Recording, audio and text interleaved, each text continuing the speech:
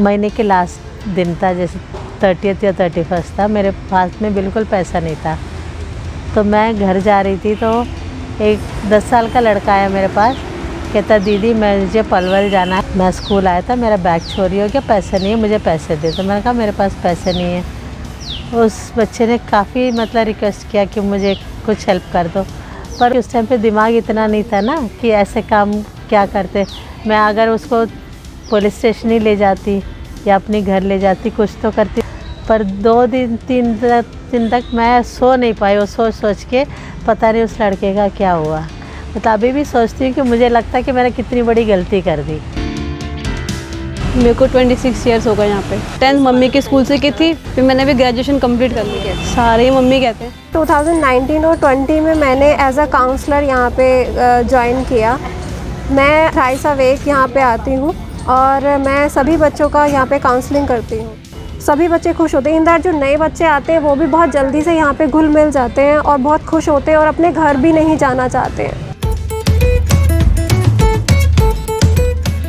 बचपन में मैं बेल्लारी में पढ़ती थी और वहाँ मैंने देखा था कि एक ऑर्फनेज से बच्चे घर घर जाते थे ड्रम और नोटबुक लेके चंदा इकट्ठा करने के लिए। तो बहुत बुरा लगता था कि बच्चे ऐसे भीख मांग रहे हैं। तो मैं फील करती थी, पर उस टाइम पे हम कुछ समझ नहीं पाते थे क्या हो रहा है। पर जब दिल्ली आई 76 में, तो मैंने देखा यहाँ भी जैसे मंदिर है, ढाबा है, हर जगह बच्चे एक्सप्लॉइट हो रहे हैं। पर मेरी फैमिली कंडीशंस उस टाइम पे ऐसे थी कि मेरे पापा बेड रिडन थे, तो मुझे जॉब करने की ज़रूरत पड़ी। तो मैं फिर टाइम्स ऑफ इंडिया में जॉब लिया। 83 में मैंने टाइम्स ऑफ इंडिया ज्वाइन किया और 87 में मेरे पापा का देहांत हो गया। उसके बाद 88 में मैंने सोच लिया कि अब मेरा, क्योंकि मेरा रिस्पॉन्सिबिलिटी मुझे लगा कि अब मेरा ख़त्म हो गया, अब मैं ये काम कर सकती हूँ। तो 88 में मैंने साइकिल पर स्टार्ट किया, पर करीब 2 साल तक कोई बच्चा नहीं आया। हम काफ़ी हॉस्पिटल्स में, पुलिस स्टेशन, सब जगह बात करके आए थे, पर हमारे पास कोई बच्चा नहीं था। पहला बच्चा आया वो यही था। इसका नाम रजत है। अब ये करीब 40 साल का हो गया। एक दिन मैं टाइम्स ऑफ इंडिया जा रही थी सवेरे, तो मैंने देखा एक ढाबे वाला इसको मार रहा था। प्यारे लाल भवन के सामने वो जो ढाबे है ना, वहाँ पर। तो मैंने पूछा क्यों मार रहे हो, कौन है ये? तो उन्होंने बोला पता नहीं कौन है, खाना मांगता है तो हम इससे छोटा मोटा काम करा लेते हैं, पर ये करने के लिए राज़ी नहीं होता। नेचुरली बच्चा है 10 साल का। तो मैंने कहा मैं अगर इसको घर ले जाऊँ, तो क्या ले जाइए, अगर आप कुछ कर सकते तो अच्छी बात है। तो फिर हम इसको घर ले आए, पुलिस स्टेशन में रिपोर्ट लिखवाया, दरियागंज में इसको फ़ोटो भी दिया था कि अगर माँ बाप ढूंढ रहे तो इसको आके ले जाए, पर कोई नहीं आया। मेरे पड़ोसियों ने बहुत बोला तुम क्या फालतू की मतलब झंझट ले रही हो, इसको किसी असाइलम में डालो, ये पागल है, इसको मतलब तुम नहीं रख सकती, ये सबको परेशान करेगा। मैंने कहा नहीं, ये ठीक हो जाएगा। तो अब वो बाकी बच्चों से नॉर्मल वही लगता है मुझे, जबकि उसकी इतनी हैंडीकैप्ट है, उसके बावजूद बहुत समझदार है। उसके बाद हमने इसको लेडी अविन कॉलेज में एनेबलिंग सेंटर है, वहाँ दाखिला कराया पढ़ाई के लिए। और फिर धीरे धीरे 3 महीने बाद एक और हैंडीकैप्ट लड़की सोशल वर्कर्स लेके आए मेरे पास। फिर एक बेबी आई, न्यूबॉर्न बेबी। तो इस तरह से मतलब एक एक करके बच्चे बढ़ते गए।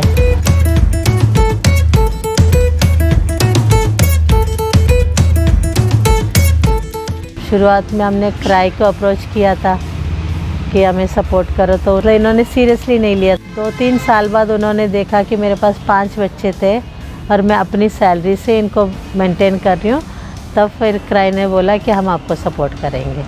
2000 तक क्राई ने मुझे सपोर्ट किया। मेरी एक फ्रेंड थी, मेरे बगल में रहती थी, तो दिन भर वो देखभाल कर लेती थी और मैं ऑफिस आने के बाद फिर वो अपना घर जाती थी। देखिए, इनिशियली कई साल तक पैसों की ही दिक्कत थी। तब कानून की तरफ से कोई दिक्कत नहीं होती थी, क्योंकि हम पुलिस में खुद रिपोर्ट लिखवा देते कि ऐसा बच्चा हमारे पास आया। और हर महीना हमारे, क्योंकि हम रजिस्टर्ड थे, स्टेट रजिस्ट्रेशन लिया हुआ था, तो हम इंफॉर्मेशन भेजते थे मेरठ को कि इस तरह से ये इस महीने में हमारे पास इतने बच्चे आए या इतने बच्चों के पेरेंट्स मिल गए। तो इस तरह से मतलब बहुत अच्छी तरह मतलब मैनेज हो पाता था। 91 में हमने एक स्कूल खोला और वो खोला विलेज वाजिदपुर में। और वहाँ पर भी क्योंकि कोई स्कूल नहीं था, एक सरकारी स्कूल था, पर ज़्यादातर बच्चे जो है ये मेरठ बस वगैरह में लटक के नोएडा आते थे पढ़ने के लिए ट्रैक्टर्स पे बैठ के, तो काफ़ी बच्चों की चोट लग जाती थी। तो एक हमारे बोर्ड पे एक डॉक्टर थी, तो उन्होंने बोला हम नोएडा में इतने सारे स्कूल से नोएडा में क्यों खोला, हम गांव में खोलते हैं ताकि गांव के बच्चों को हेल्प हो जाएगा। तो हमने स्कूल गांव में खोला। तो अभी लॉकडाउन के टाइम पे उसको बंद करना पड़ा। 470 बच्चे पढ़ते थे उसमें। स्कूल नॉन फॉर्मल हम आगापुर में अभी भी चला रहे गरीब बच्चों के लिए जो पैसे नहीं दे सकते, उनसे कोई फ़ीस नहीं लेते। स्टेशनरी बुक्स सब कुछ हम खुद ही देते हैं और उनके मतलब पूरा 5th स्टैंडर्ड तक पढ़ाते हैं। उसके बाद वो दूसरी स्कूलों में एडमिशन ले लेते हैं। उसके अलावा हमारा एक वोकेशनल ट्रेनिंग सेंटर है यहीं 12 में। जो बच्चे ड्रॉप आउट्स होते हैं या फिर जिनके पास पैसे नहीं होता आगे पढ़ने के लिए, ऐसे यूथ के लिए baking, tailoring, beautician course, computers, spoken English, ये सब हम सिखाते हैं। मैं बच्चों को पढ़ाती हूँ। बच्चों को तो बहुत ही इंटरेस्ट भी है, सिर्फ पढ़ाई के ही नहीं, और अदरवाइज आर्ट क्राफ्ट कुछ भी है, सब कुछ सब में, और इवन गाना वगैरह गाते हैं बच्चे। और मैं तो बेसिकली मैं केरला से हूँ, तो इधर 2-3 बच्चों को मैं मलयालम में गाना भी सिखाया है। ओडिसी नृत्य सीख रहे हैं कुछ बच्चे, तो हमने टीचर्स रखे हुए सारे काम। ये पेंटिंग्स भी आप जो देख रहे हैं ये सारे बच्चों ने किया है। स्पोर्ट्स में भी है तो उनके लिए थोड़ा रिस्ट्रिक्शंस है क्योंकि हम उनको लेके जा नहीं पाते स्टेडियम में प्रैक्टिस के लिए, तो जितना घर पे सीखते हैं बस वही है। भाई के पास मुझे 4.5 साल हो गए हैं जॉब करते हुए। मैं बच्चों की देखरेख करती हूँ और बाकी जो बच्चों का फाइल्स वगैरह का काम होता है, बच्चों के जैसे आते हैं जाते हैं उनके सारा वो काम करती हूँ। टोटल बॉयज़ एंड गर्ल्स मिलाकर 65 बच्चे हैं। नहीं टेंशन तो होता है, बीच बीच में फ़ोन करके पूछ लेते हैं कि कहाँ हो, क्या कर रहे हो। थोड़ा लेट हो जाते हैं तो फटाफट फ़ोन करती हूँ कि कहाँ हो तुम। तो पर ये है कि हाँ उनको जीना है दुनिया में ही, तो हम उनको बांध के तो नहीं रख सकते ना, उनको तो उनकी आज़ादी देना पड़ता है। पर हाँ समझाते हैं सेफ्टी रखो, लोगों से थोड़ा ध्यान रखो, किस तरह के लोगों से मिल रहे हो। 4 साल से मैं यहाँ नौकरी करता हूँ। सेफ्टी के लिए दिन में तो गार्ड है और बॉयज़ होम में भी गार्ड है, 2 होम है तो दोनों होम्स में गार्ड है। रात को हम कोई गार्ड नहीं रखते, हमारे 2 जर्मन शेपर्ड है तो रात को उनको खुला छोड़ देते हैं। नहीं रात को वैसे हमारी नेबर्स बहुत अच्छे हैं, जैसे कभी कोई दिक्कत भी होता है तो क्योंकि 6 बजे के बाद हम ये गेट नहीं खोलते, ये वहाँ से भी बंद हो जाता है, यहाँ से भी बंद हो जाता है क्योंकि काफ़ी होम से दूर है ना डिस्टेंस, तो 6 बजे के बाद ये गेट नहीं खुलता।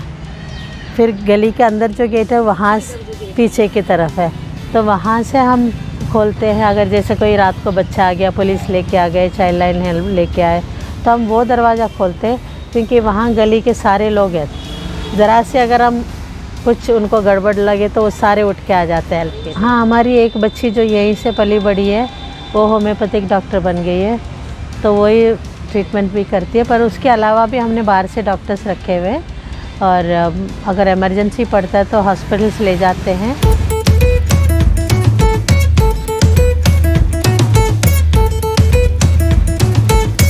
8 लड़कियों की शादी करवाई है, पर वो खुद जॉब भी करते थे। बाकी सारे बच्चे जॉब भी कर रहे हैं और कुछ पढ़ रहे हैं। एक लड़की अभी CS के लिए तैयारी कर रही है। तो इस तरह से जो बच्चे पढ़ने में होशियार है वो तो हम कोशिश करते हैं कि जहाँ तक वो पढ़ सके हम हेल्प करेंगे। खर्चा तो ये है कि हमने आज तक गवर्नमेंट से कोई सपोर्ट नहीं लिया, सब पब्लिक डोनेशन से ही चल रहा। पहले शुरुआत में तो हम लोग चैरिटी शोज़ वगैरह करते थे, लोगों से बात करते थे, कंपनीज में लेटर्स लिखते थे। पर अब जो है लोग इतने सारे जुड़ गए कि ये पैंडमिक के दौरान भी लोग सपोर्ट करना बंद नहीं किया हमारा। चाहे मटेरियल सपोर्ट चाहे ज़्यादा मिला है, पर लोगों ने बहुत सपोर्ट किया। और हम अपने होम के अलावा ये झुग्गियों में जो लोग रहते हैं उनके लिए भी हम राशन प्रोवाइड करते थे। हम अपने स्टेटस पे डाल देते थे कि झुग्गियों में इतने लोग हैं उनके लिए राशन चाहिए, तो लोग राशन लेके देते थे हमें।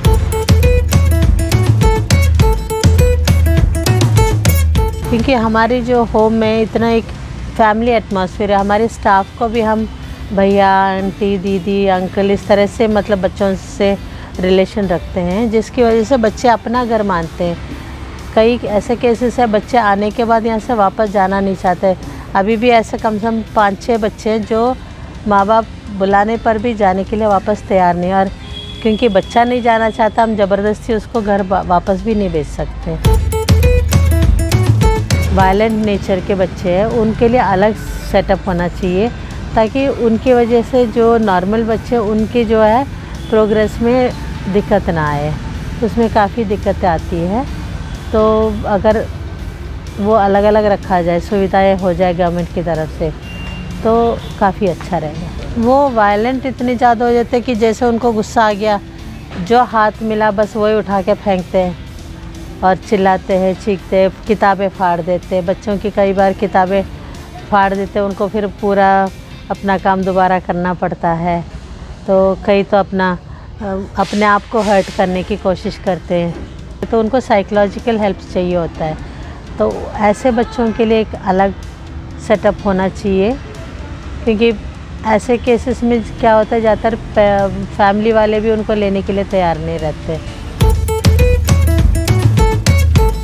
जब पापा मम्मी थे तो काफ़ी कोशिश किया था, पापा ने भी बहुत कोशिश किया था, पर मम्मी के डेथ के बाद जो है पापा बीमार रहने लगे, और मेरे 22 जितने भी थे चारों भाई मेरे से छोटे थे। तो मुझे लगा कि मैं शादी करूँगी तो फिर इनका क्या होगा। तो इसी तरह वो दिन निकलते गए। फिर जब पापा की डेथ हुई फिर मैंने कहा मुझे अब शादी करना नहीं है, मुझे यही काम, क्योंकि मुझे पता शादी करने के बाद शायद मैं ये ना कर पाऊँ, तो इसलिए फिर मैंने शादी नहीं किया। हमारे देश में बहुत बेसहारा बच्चे हैं, पर बात ये होता है कि उनके लिए क्या करें। हर कोई नहीं कर पाता, ये तो मैं मानती हूँ, पर अगर कोई कर रहा तो उनके साथ जुड़ के उनकी मदद कर सकते, जैसे हमारे साथ कर रहे हैं। बहुत लोग मतलब सिर्फ इंडिया से ही नहीं, बाहर से भी लोग सपोर्ट कर रहे हैं, जिसकी वजह से इन बच्चों को हम इतनी अच्छी ज़िंदगी दे पा रहे हैं। अब हमारे बच्चे इतना खुल के जीते हैं कि 18 साल के बाद जैसे गवर्नमेंट का रूल है इनको बाहर निकलना चाहिए, तो समाज में इज़्ज़त से रह रहे हैं। जब शुरू किया था तो बस एक मन में था कि बच्चों के लिए काम करना है, उनको पढ़ाना लिखना है, पर इतना मतलब मैं कर पाऊँगी ये मुझे बिल्कुल उम्मीद नहीं था। पर अब तो मतलब लगता है कि मैंने जो सोचा वो सब अच्छा ही किया, और बस चाहती हूँ कि मेरे बाद भी ये इसी तरह चलता रहे।